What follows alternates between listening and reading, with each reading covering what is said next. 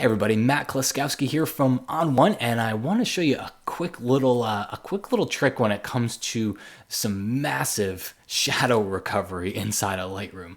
It's kind of an undocumented little trick. It's really just reverting Lightroom back to a way that it used to work. All right, it all deals with the shadow slider and basically how powerful and almost in a ways how potent it is. The shadow slider, if I crank it up to 100, opens up the shadows. Okay, fair enough. Now, if I crank exposure up, you can see it really opens everything up. But we don't want to open up the highlights or recover any of the highlights or do anything there. We want to open up the shadows only. And I'm restricted. Once I get this to 100, I'm pretty much restricted here. Well, the way Lightroom used to work is Adobe made a change in Lightroom 4. The shadow slider before Lightroom 4 used to be called Fill Light. And Fill Light, after Lightroom 4 came out, a lot of people were saying, hey, Fill Light was really more powerful before. And I don't know that it was more powerful, but it did have more of an impact. Well, you can get there. Even if you're using Lightroom 5, what you do is you go to your settings menu, go down to process, and just change this to 2010. Okay. Another way to get there does the same exact thing, just a different way. Is just go down here to your camera calibration panel, and under process, you can change it to 2010 there. So just a different way of doing the same thing. But when you do that and you go up here to your basic panel again, these sliders are now named a little bit differently. This is using the older technology. This is using, before Lightroom 4 technology here.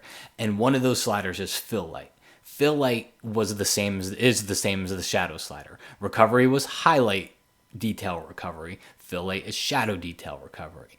And if you want to see the difference here, look at what Fill Light will do. Look at that. That's a big difference between Fill Light and the shadow slider that we have today. So if you have a photo that is just gone, there's a ton of detail lost in the shadows.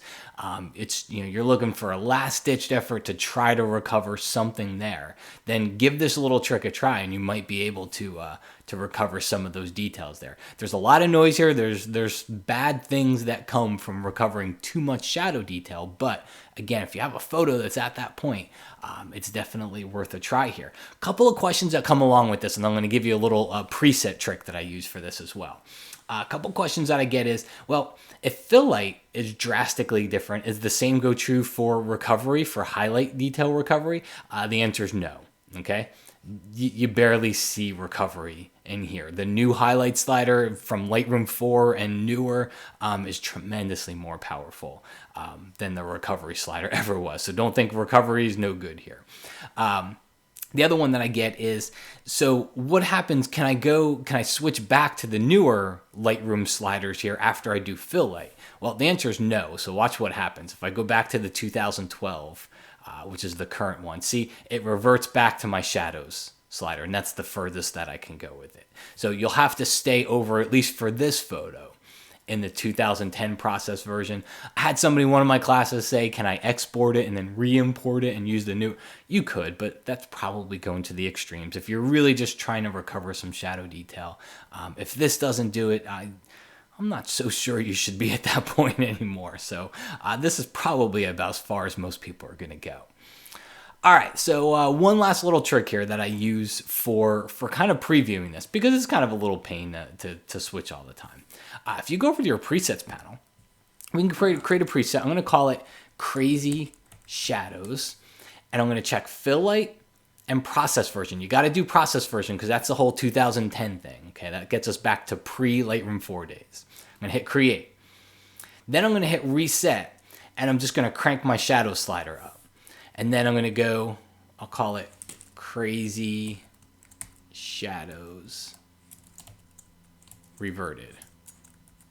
Well, not even reverted, but it's just with the newer sliders here. Again, I'm going to turn the process version back on, and the shadows, see, it's not Fill Light anymore, it's shadows, because I reset this photo back to the newer process.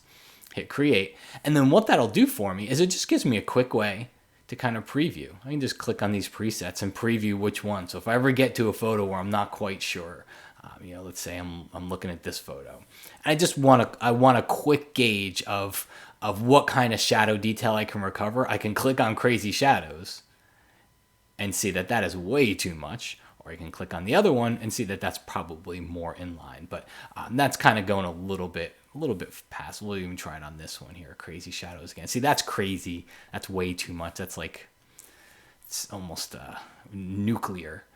And that one would be just fine. So it really is more for extreme cases where you really do have a very severely underexposed photo and you need to pull back detail from those shadows. That'll give you a quick, easy way to do it. And if you make it into a preset, that way you don't have to go digging around in the menus and all that stuff.